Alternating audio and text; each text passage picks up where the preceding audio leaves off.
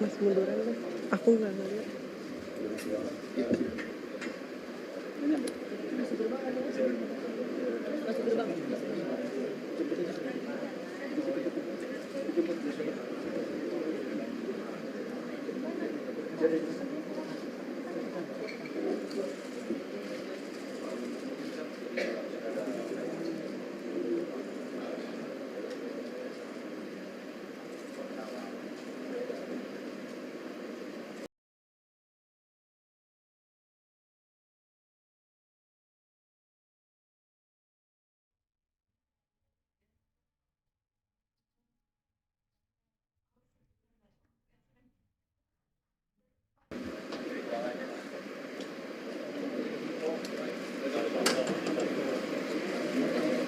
Nanti suruh motor dari rumah saya sudah suruh motor.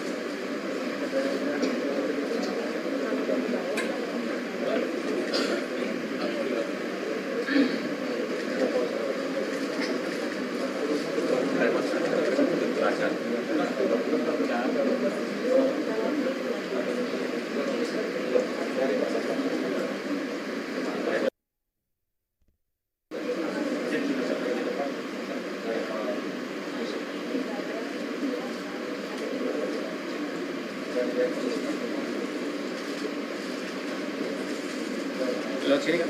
Iya.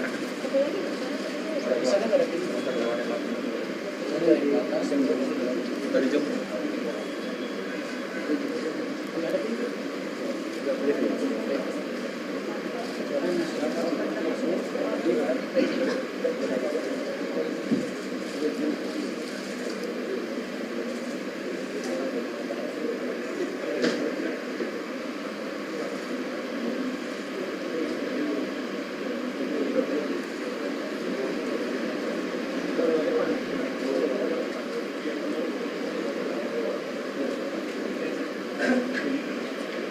Lewat.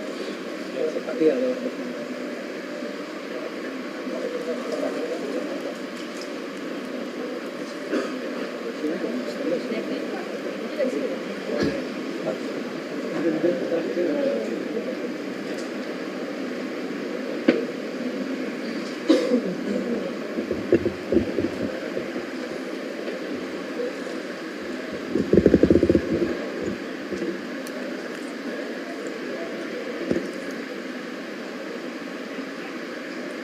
Tadi angkat, tak tolong.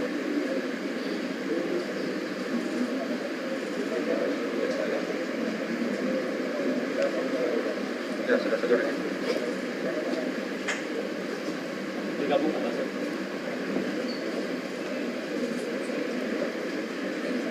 Bisa sebelah sana. Masuk sebelah sini biar Mbak Dwi itu di sini. Nih, aku nggak ngeliat dia. Mbak di depan sini, Mbak di depan sini, biar kelihatan.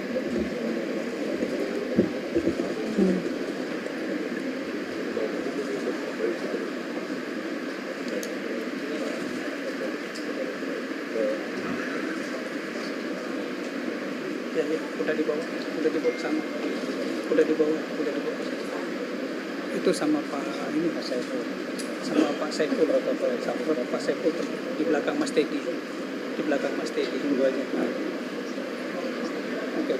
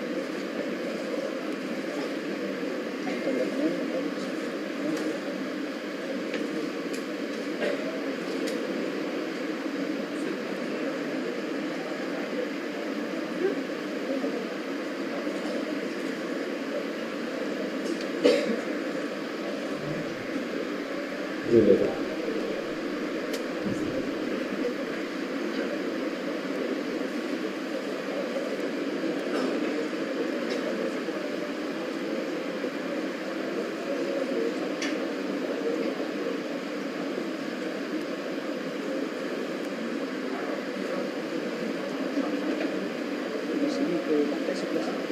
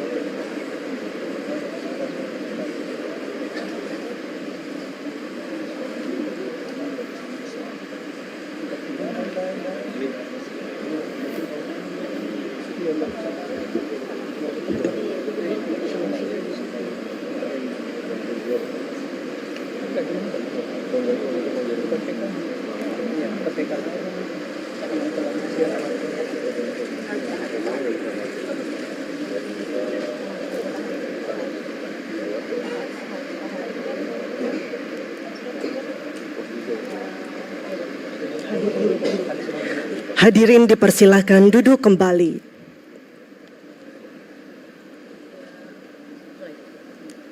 Yang terhormat Presiden Republik Indonesia, Bapak Prabowo Subianto, beserta hadirin tamu undangan yang kami hormati. Assalamualaikum warahmatullahi wabarakatuh. Selamat siang dan selamat datang dalam acara penyerahan uang pengganti kerugian negara sebesar 13.255.244.539 rupiah dalam perkara tindak pidana korupsi pemberian fasilitas ekspor CPO dan turunannya. Baik, Bapak dan Ibu hadirin yang kami hormati, kita akan mengawali acara dengan menyaksikan bersama penayangan video penanganan perkara tindak pidana korupsi pemberian fasilitas ekspor CPO dan turunannya. Selamat menyaksikan. Fasilitas ekspor CPO dan turunannya. Baik, Bapak dan Ibu hadirin yang kami hormati, kita akan mengawali acara dengan menyaksikan bersama penayangan video penanganan perkara tindak pidana korupsi pemberian fasilitas ekspor CPO dan selamat menyaksikan. Luar biasa, tenaga sungguh, kaum yang luas, dan tentang profesinya menyimpan sumber daya yang jadi kebanggaan dunia. Salah satunya kelapa sawit. Komoditas Malsindo yang menjadikan Indonesia penghasil minyak sawit mentah CPO nomor 1 di dunia. Namun, di balik kejayaan itu muncul teori produksi melimpah, tapi minyak goreng di pasar justru langka. Harga melonjak, rakyat kosong, rakyat mengantri. Bagaimana mungkin negeri penghasil sawit terbesar justru kekurangan minyak goreng, padahal sudah ada kebijakan DMO (Domestic Market Obligation) bagi perusahaan-perusahaan tersebut yang merupakan kewajiban sebagian hasil sawit digunakan untuk kebutuhan rakyat. Tapi kenyataannya, sebagian besar minyak justru diekspor. Kapal-kapal berlayar meninggalkan dapur rakyat yang kekurangan. Negara Yes. dengan produksi kelapa sawit terbesar di dunia pernah mengalami kelangkaan minyak goreng. Ini aneh sekali. Tidak masuk di akal sehat. Dan ternyata memang itu ternyata adalah permainan manipulasi dan kebijakan celaka ekonomi. Melihat kejanggalan ini, Kejaksaan Agung Republik Indonesia telah memproses hukum yang mengungkap dalang di balik kelangkaan minyak goreng serta berhasil membuktikan kerugian negara sebesar 17,7 triliun rupiah berdasarkan putusan pengadilan yang berkekuatan hukum tetap. Kami siapapun yang melakukan penanganan ini yang luar biasa karena memerlukan keterangan. Makanya hari ini kita tetapkan tersangka, hari ini kita tahan.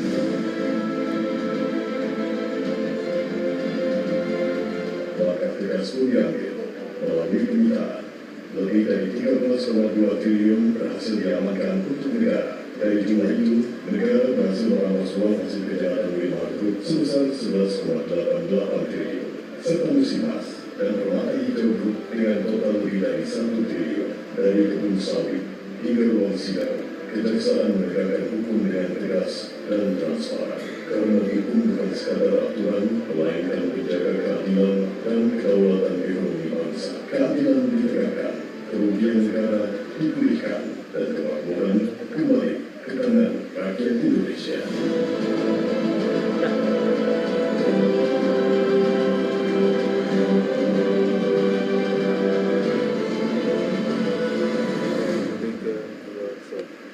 Baik, telah kita saksikan bersama penayangan video penanganan perkara tindak pidana korupsi pemberian fasilitas ekspor CPO dan turunannya. Selanjutnya, marilah kita dengarkan laporan Jaksa Agung, Bapak Burhanuddin.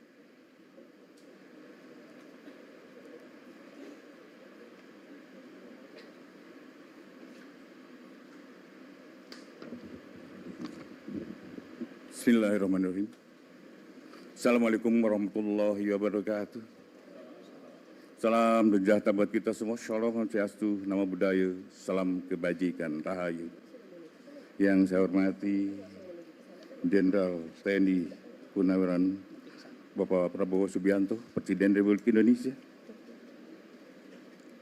Bapak Purbaya, Menteri Keuangan. Bapak Safi Samsudin, Menteri Pertahanan. Bapak Prasetyo Hadi, Menteri Sekretaris Negara. Jenderal TNI Agus Subianto, Panglima TNI. Ketua Mahkamah Agung Republik Indonesia yang diwakili oleh Kepala Badan Urusan Administrasi Mahkamah Agung. Bapak Muhammad Yusuf Ateh, Kepala BPKP. Pak Doni Uskaria. Bapak Teddy Indrawijaya, Sekretariat Kabinet.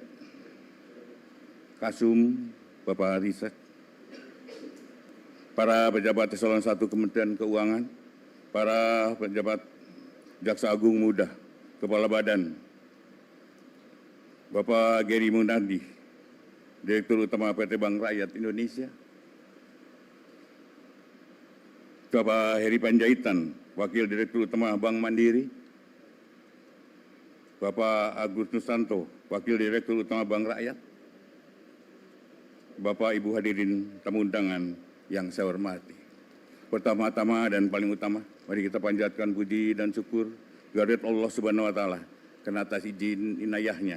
Pada hari ini kita dapat berkumpul di tempat ini dalam rangka penyerahan uang pengganti kerugian negara dalam perkara tindak pidana korupsi pemberian fasilitas ekspor CPO dan turunannya kepada industri kelas kelapa sawit. Kejaksaan Agung saat ini fokus penegakan hukumnya pada tindak pidana korupsi yang menimbulkan kerugian keuangan negara dan perekonomian negara, dan khususnya adalah sektor yang menyangkut harkat hidup rakyat. Kita telah melakukan penindakan atas korupsi garam, korupsi gula, kemudian baja yang menyangkut harkat hidup masyarakat, kami utamakan terlebih dahulu. Kemudian tentunya dalam perkara ini barang rampasan negara berupa uang akan kami serahkan kepada Kementerian Keuangan dan sebagai instansi yang berwenang mengelola keuangan negara. Dan tadi kemarin kami sudah melakukan eksekusinya, tinggal kami secara hari ini akan kami serahkan keseluruhan. Ini jumlahnya ini 13 triliun 255. Tetapi tidak mungkin kami hadirkan di sini semua. Kalau 13 triliun akan kami mungkin tempatnya yang tidak memungkinkan. Jadi ini sekitar 2,4 triliun. Bahwa Kejaksaan telah melakukan suatu penuntutan kepada grup korporasi yaitu Wilmar Group dan Musimas Group serta Permata Hijau Group. Total kerugian perekonomian negara itu 17 triliun. Dan hari ini kami akan serahkan sebesar 13.255 karena yang 4,4-nya adalah diminta kepada Musimas dan Permata Hijau. Mereka meminta penundaan dan kami karena situasinya perekonomian kami bisa menunda, tapi dengan satu kewajiban bahwa mereka harus menyerahkan pada kami ya kelapa sawit. Jadi kebun sawitnya perusahaannya adalah menjadi tanggungan kami untuk yang 4,4 miliar triliunnya. Kemudian para terdakwa Wilmar Group dengan total 11,88 triliun, kemudian Permata Hijau Group 1,86 miliar dan Musimas 1,8 triliun. Bahwa terdapat selisih pembayaran itu adalah yang 4,4 akan dilakukan pembayaran dengan penundaan dan mungkin cicilan-cicilan, tetapi kami juga akan meminta pada mereka untuk tetap ada tepat waktunya. Kami tidak mau ini berpanjangan sehingga kerugian-kerugian itu tidak segera kami kembalikan.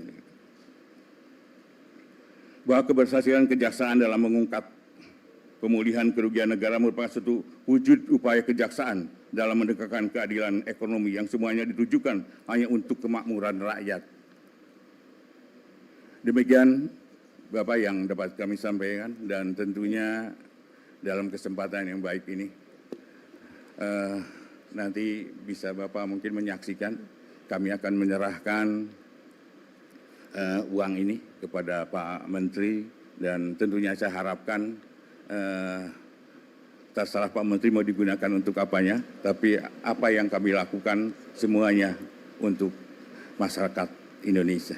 Demikian, wassalamualaikum warahmatullahi wabarakatuh. Salam sejahtera buat kita semua. Om Santi, Santi Om Namo Buddhaya, salam kebajikan. Baik, Bapak dan Ibu, selanjutnya marilah kita saksikan bersama prosesi penyerahan berita acara dan uang pengganti kerugian negara. Untuk itu, kami mengundang Jaksa Agung dan Menteri Keuangan untuk mengambil tempat.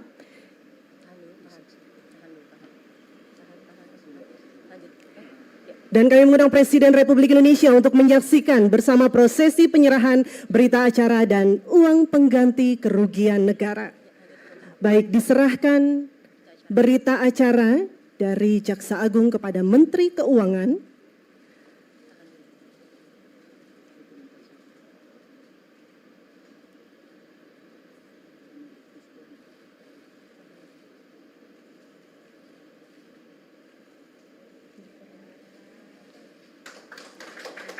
Selanjutnya, penyerahan uang pengganti kerugian negara sebesar 13 triliun 255 miliar 244.538.149 rupiah. Boleh kita berikan tepuk tangan sekali lagi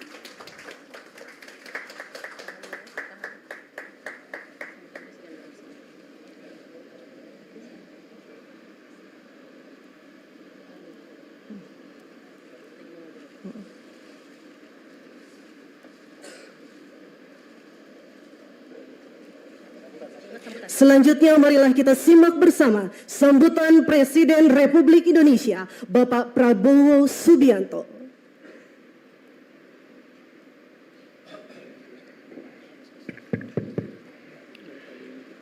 Bismillahirrahmanirrahim. Assalamualaikum warahmatullahi wabarakatuh. Selamat siang. Salam sejahtera bagi kita sekalian. Shalom, salve, om, swastiastu, namo buddhaya. Salam kebajikan.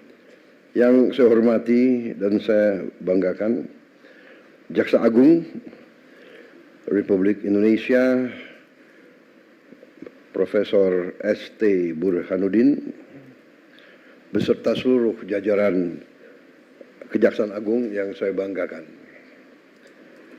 Yang hadir Menteri Pertahanan Jenderal TNI Purnawirawan Syafri Samsudin, Panglima TNI Jenderal TNI Agus Subianto, Menteri Keuangan Saudara Purbaya Yudi Sadewa. Ada profesornya enggak? Belum. Sebentar lagi lah.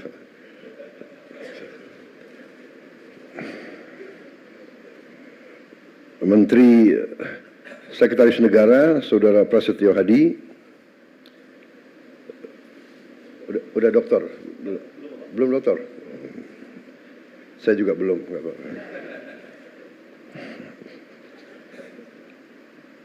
Kepala Badan Pengawasan Keuangan dan Pembangunan BPKP, Kepala BPKP Saudara Muhammad Yusuf Ateh. Udah doktor? Oh.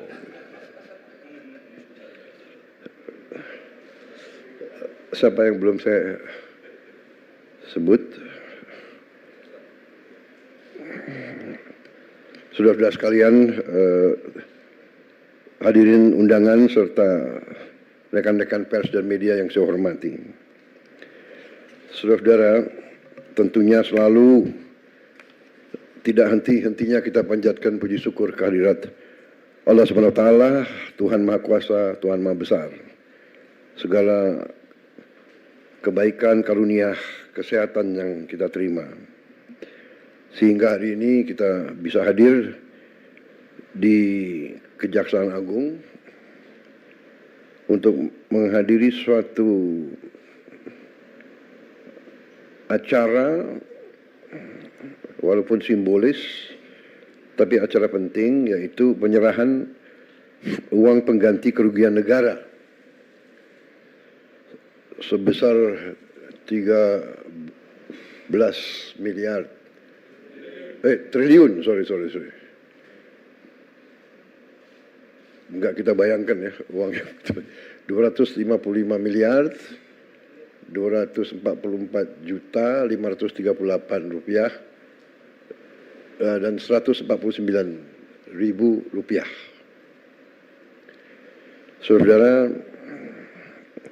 saya ucapkan terima kasih dan penghargaan kepada semua jajaran, terutama Kejaksaan Agung yang telah dengan gigih bekerja keras untuk bertindak melawan korupsi, manipulasi, penyelewengan. Saudara-saudara, 13 triliun ini kita bisa memperbaiki renovasi 8.000 sekolah lebih. 8.000 lebih sekolah.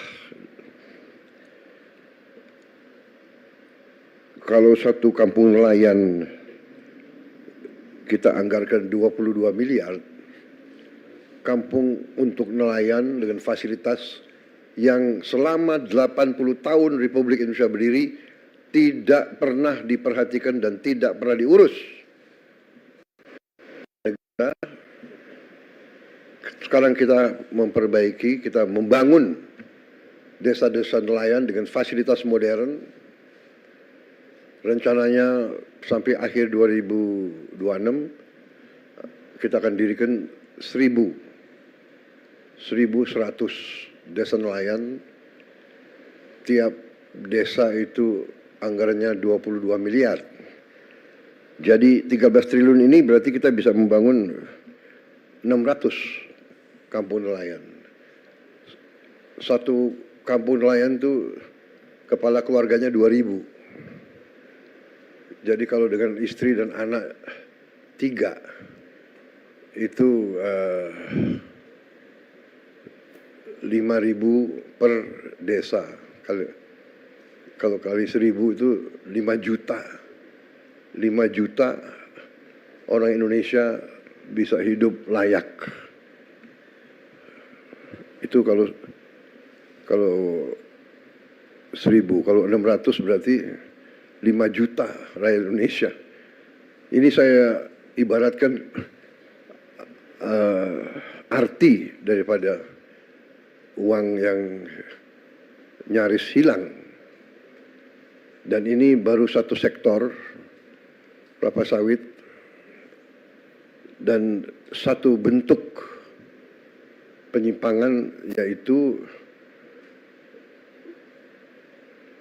tidak diutamakan atau tidak dipatuhi kewajiban untuk menyediakan kebutuhan bangsa dan negara, padahal ini adalah bumi dan air milik bangsa Indonesia. Hasilnya diambil, dikeruk, dibawa ke luar negeri. Rakyat dibiarkan kesulitan minyak goreng untuk berminggu-minggu. Ini sebetulnya menurut saya ya sangat kejam, sangat tidak manusiawi. Apakah ini benar-benar murni keserakahan atau ini bisa digolongkan subversi ekonomi sebenarnya? Jadi saya sampaikan penghargaan saya kepada kejaksaan, terima kasih. Tapi saya ingatkan masih banyak tugas kita, masih banyak tambang yang ilegal. Kerugian kita juga mungkin puluhan triliun kalau tidak ratusan triliun. Kegiatan-kegiatan ilegal sebagaimana dibuktikan oleh kita beberapa saat yang lalu dengan kita hentikan penyelundupan timah dan turunan-turunannya dari Bangka Belitung oleh Satgas Penertiban Kawasan Hutan dibantu oleh TNI secara masif dan lembaga-lembaga lain, kejaksaan, polisi juga membantu, bea cukai, semuanya. Itu kerugiannya juga cukup besar. Diperkirakan kerugian itu 40 triliun setahun, dan ini sudah berjalan kurang lebih hampir 20 tahun. Jadi kita bisa bayangkan 30 triliun atau 40 triliun, katakanlah kita ambil angka rendahnya, katakanlah 20 triliun tiap tahun, yang sebenarnya lebih, kurang lebih ya. Lembaga-lembaga internasional pun sudah mengkaji sekitar 3 miliar dolar setahun kerugiannya. Kalau dikali 20 tahun itu adalah ya 800 triliun. Apa yang bisa kita bangun? Negara apa yang bisa kita bangun dengan hal-hal seperti itu? Ilegal tambang, ilegal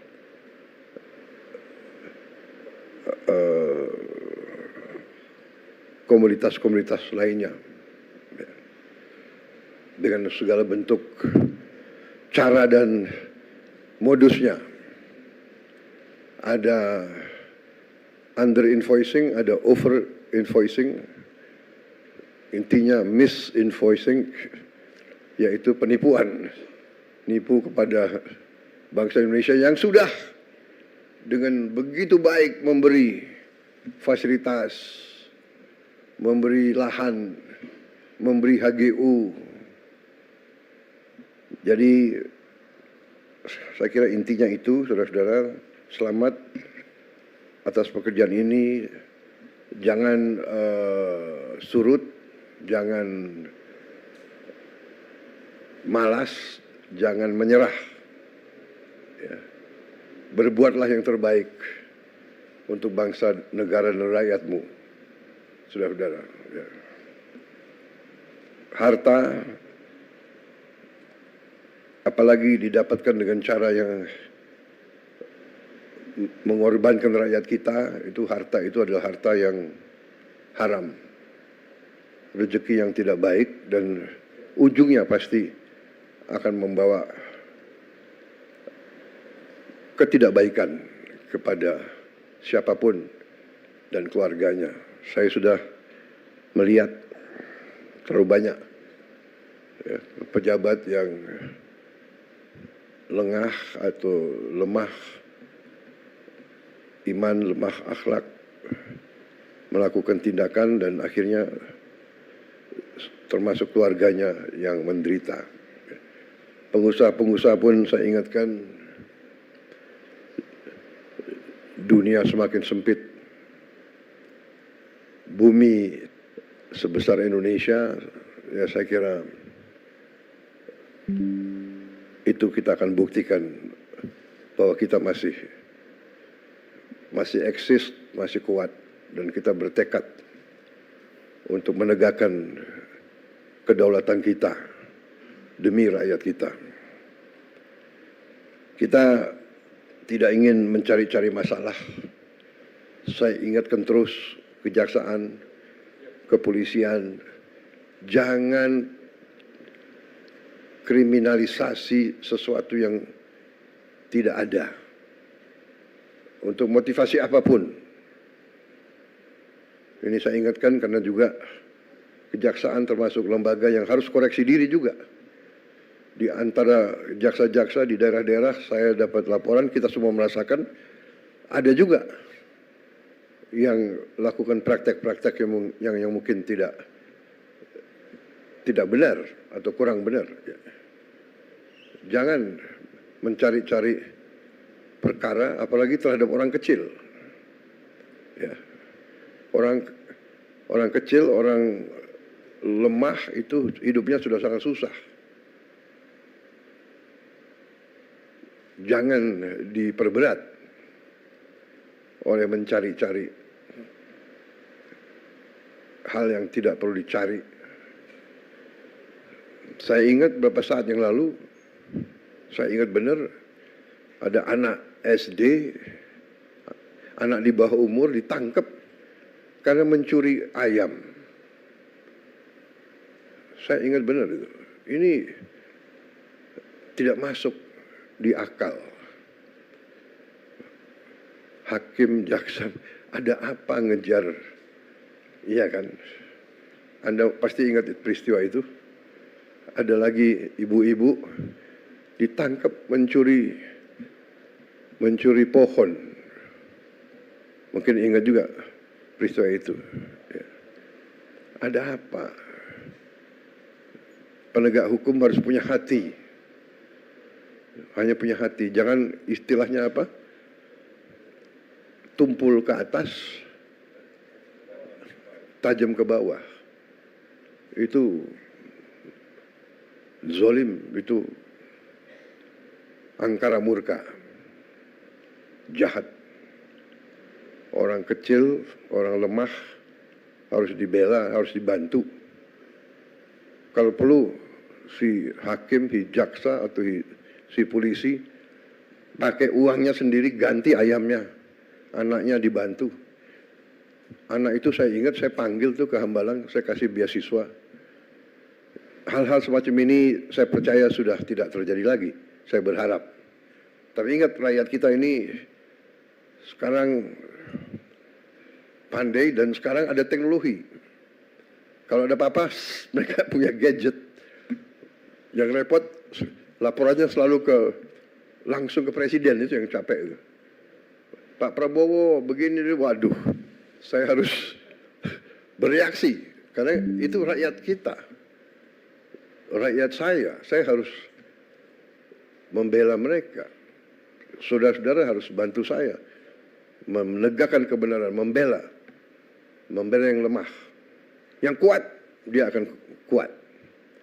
Tapi yang kuat, kalau melanggar hukum, ya kita adu kekuatan.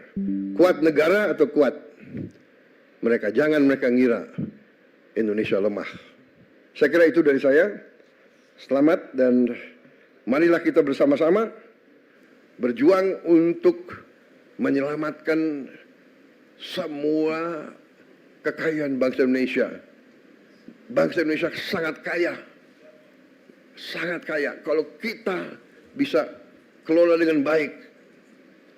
Kalau kita punya keberanian untuk kelola dengan baik. Indonesia akan cepat bangkit. Saya percaya itu. Saya yakin itu. Kebetulan ini pas 1 tahun saya dilantik sebagai presiden. Jadi saya merasa ini istilahnya tanda-tanda baik. Di hari 1 tahun saya menyaksikan pemerintah Indonesia, kejaksaan sebagai bagian dari pemerintah Indonesia memperlihatkan dan membuktikan kepada rakyat kerja keras, kerja yang gigih, yang berani, sehingga bisa membantu negara menyelamatkan kekayaan. Ingat, kalau kita lihat ini sama dengan 8.000 sekolah kita perbaiki. 5 juta nelayan bisa hidup. 5 juta dengan uang yang ada di sini. Saya ini greget, saya ingin kalau bisa kita kejar lagi itu ya. Kekayaan yang diselewengkan. Terima kasih. Selamat bekerja di atas jalan yang mulia. Wassalamualaikum warahmatullahi wabarakatuh. Salam sejahtera, shalom, salve, om, santi, santi, santi, om, namo buddhaya. Terima kasih.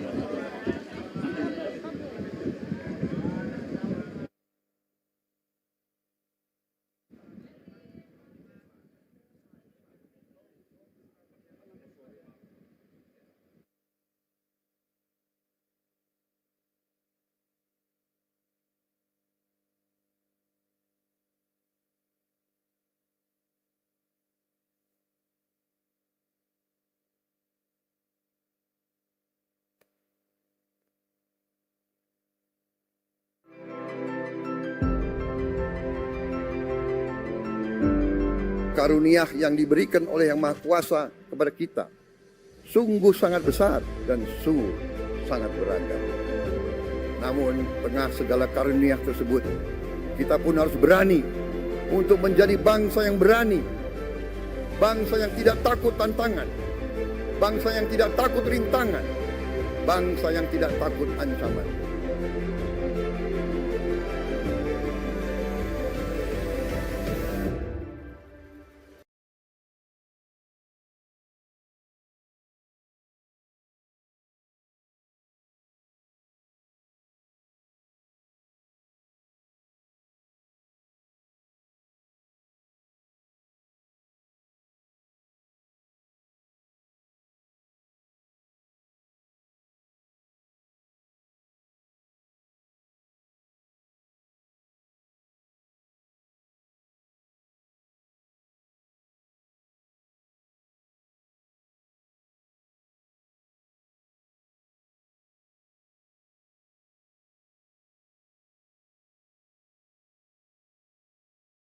warahmatullahi